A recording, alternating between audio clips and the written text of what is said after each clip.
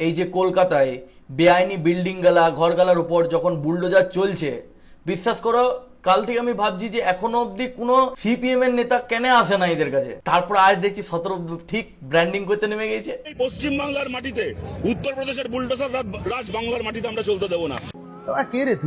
Kolkata high court থেকে কেউ একজন সিপিএম এর কোন নেতা স্টে অর্ডার নিয়ে এসছে এবং সতর্কদাকে দিয়েছে। সতর্কদা আমরা সব জায়গায় বিলি করছি, জোর জবরদস্তি দিয়েছে। ভাই সবারই কি ইলিগেল জায়গা আছে, সবারই কি ইলিগেল ঘর, সবারই बिल्डिंग वाले की इलीगल। घर में एक कॉपी रखिएगा ऑर्डर का, ठीक है। कोई भी सरकार से कोई आएगा, पुलिस से कोई आएगा, जहाँ से भी जो कोई आएगा, कोर्ट का ऑर्डर का कॉपी दिखा दीजिएगा। भाई मुआज से विकास भट्टाचार्य ने केस किया था, कोर्ट से ऑर्डर आ गया है, कोई बिल्डिंग नहीं टूटेगा। ওই মহিলাটাকে কেন দিচ্ছে? ওই মহিলাটার ঘর টোর লিগেল বটে, ওর ঘর তো ইলিগেল না হচ্ছে, তুই জোর জবরদস্তি দিচ্ছ। যেখানে ইলিগেল সেখানে দিয়ে দাও স্টে অর্ডার। এবার তোমাদের কাছে জেনারেল প্রশ্ন, কে এই স্টে অর্ডারটা হাইকোর্ট থেকে নিয়ে এসছে? কমেন্ট খোলা রইলো, কমেন্টে বলো। কোনো ডেমোলিশন হবে না, কোনো বিল্ডিং ভাঙবে না। সবাইকে ধরে ধরে বলছে আর ডেমোলিশন হবে না, আর বিল্ডিং ভাঙবে না। এই দেখো আমরা হাইকোর্ট থেকে স্টে অর্ডার নিয়ে এসেছি। এবার যখন কোনো পুলিশ কোনো সরকারের লোক আসবে তোমাদের ঘর ভাঙতে, এই স্টে অর্ডারটা দেখিয়ে দিবে, তাহলে এবার থেকে ভোট আমাদেরকে দেবে না। ওইটা মনে মনে বলেছে, ওইটা ডিরেক্টলি বলা নাই। আমাদের কথাটা হচ্ছে, আপনি বাড়ি ভেঙে দিচ্ছেন, রাতারাতি মানুষজনকে রাস্তায় এনে বসিয়ে দিচ্ছেন, এই গরিব মানুষগুলোর কি অপরাধ রয়েছে? সত্যি তো, এই গরিব মানুষগুলো কি অপরাধ? এরা শুধু ইললিগাল ফ্ল্যাটে পয়সা দিয়ে পড়ে সেই ফ্ল্যাট গুলো কিনে বসবাস করছে। এটা কোনো অপরাধ বলো তোমরা? 2 কোটি টাকার ফ্ল্যাট যদি 50,000 কেউ কিনে, এটাও জেনেও যে ইললিগেল, এটা কি কোনো অপরাধ? পয়সা দিয়ে তো কিনেছে।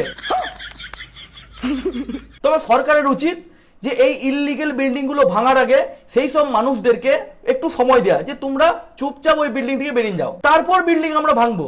কারণ আমাদের মুখ্যমন্ত্রী আদেশ দিয়েছেন, অর্ডার দিয়েছে, যত ইললিগেল বিল্ডিং আছে সেগুলোকে ডেমোলাইজ করো। এবারে যখন মুখ্যমন্ত্রী অর্ডার দিয়েছে তো করতে হবে।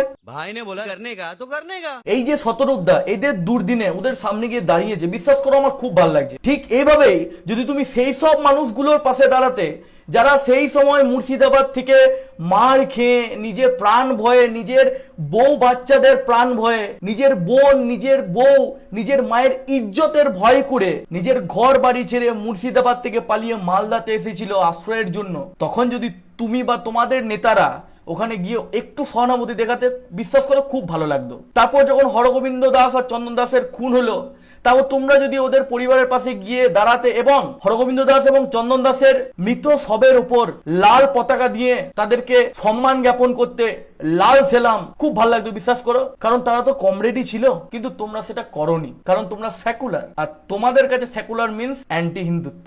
এই গরিব মানুষগুলো যাবে কোথায়? আর দেখুন আজকে তো সব দোষ এই গরিব মানুষগুলোকে দিয়ে লাভ নেই। গত 15 বছর ধরে, 20 বছর ধরে তো কলকাতা চলেছে এইভাবে। হ্যাঁ, তার মানে এখনো চলবে?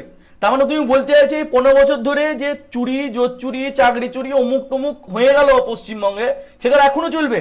মানে এখনো বিজেপি সরকার সেগুলো করবে? 15 বছর ধরে যখন শাসক দল জিতে এসছে, তখন বিরোধীদের যারা সাপোর্ট করত, যারা বিরোধী কার্যকর্তারা ছিল, তাদের মধ্যে কত কার্যকর্তার মৃত্যু হয়েছে, কত লোক ঘর ছেড়ে পালাচ্ছে, কত লোকের ঘর বাড়ি ভেঙেছে। তাহলে কি এখনো ভোটের পর বিজেপি দিলে সেগুলোই করবে? কখনো তো সঠিককে সাপোর্ট করো, সব সময় ভোট ব্যাংক দেখলে হবে? আজ কিছু বেআইনি বিল্ডিং যদি বুলডোজার দিয়ে ভাঙা হয়, তাহলে পরবর্তীকালে যখনই কোনো লোক বেআইনি বিল্ডিং বানাবে তখন 10 বার ভাববে। সেই এক্সাম্পলটাকে সেট করতে দাও। আর কোথায় কোথায় কি বুলডোজার কালচার, বুলডোজার আবার কিসের কালচার রে ভাই? বুলডোজার আবার কবে থেকে কালচার হয়ে গেল? এটা একটু ভালো পদ্ধতি মানুষকে সঠিক রাস্তা আনার জন্য। চিন্তা করো না, এখনো 200 খানা বুলডোজার ইউপি থেকে আসছে, ইতনা সুকুন আরো দেখতে পাবে, কিচ্ছু করতে পারো না, বিশ্বাস করো। তার কাছ থেকে জাভেদ খান, ফৈয়াজ খান, জাভেদ খানের বউ যখন এখানকার কাউন্সিলর ছিল, তাদের যা টাকা খাওয়া তারা টাকা খেয়ে হজম করে গেছে। মাঝখান থেকে তারা তখন সেই টাকাগুলোকে নিয়ে ওদের 4 পুরুষ ফুর্তি করবে, মাঝখান থেকে গরিব মানুষগুলো পদে বসবে। তারা টাকাটা চুরি করেছে, কোটি কোটি টাকা সম্পত্তি বানিয়েছে। জাভেদ খান এই টাকা দিয়ে ছেলের জন্য অস্ট্রেলিয়ায় ফ্ল্যাট কিনেছে, ওর ছেলে তো কালকে টাকা কামিয়ে অস্ট্রেলিয়া চলে যাবে, আর এই গরিব মানুষগুলো কোথায় যাবে? আর এই যে বাতেলা মার্কা কথাবার্তা বলছো না, বিশ্বাস করো তুমি ভোট পাবে না। তুমি যদি এখনো দাঁড়াও, তাতেও লোক তোমাকে ছেড়ে জাভেদ খানকে ভোট দেবে। এক কারণ জিজ্ঞেস করে লজ্জা দেবেন না। সালামু আলাইকুম। যদিও তুমি 3 বার দাঁড়াচ্ছ, তুমি জানো। তুমি 2012-11তে, আমি প্রথম ভোট দিয়েছি 2012-11তে, তারপর থেকে তুমি এখানে 3 বার দাঁড়িয়েছো, 3 বার হেরেছো। দেখো তো দয়ালো, দেখো 2-4টা পেপারই নিয়ে এসছে, চাইলে কিন্তু এক গাদা পেপার জেরক্স করে নিয়ে আসতে পারতো। কিন্তু দাদা জানে যে এই পেপার গালা এইখানকার লোক যদি জেরক্স দোকানে গিয়ে পড়ে জেরক্স করায়, তাহলে সেই জেরক্স দাদাটার দোকানের কিছু তো উন্নতি হবে, কিছু তো সাহায্য হবে। That is the capitalist mentality, বুঝতে পারছো তো? তাহলে কি সবাই জেরক্স করাবে? তাহলে কি সবাই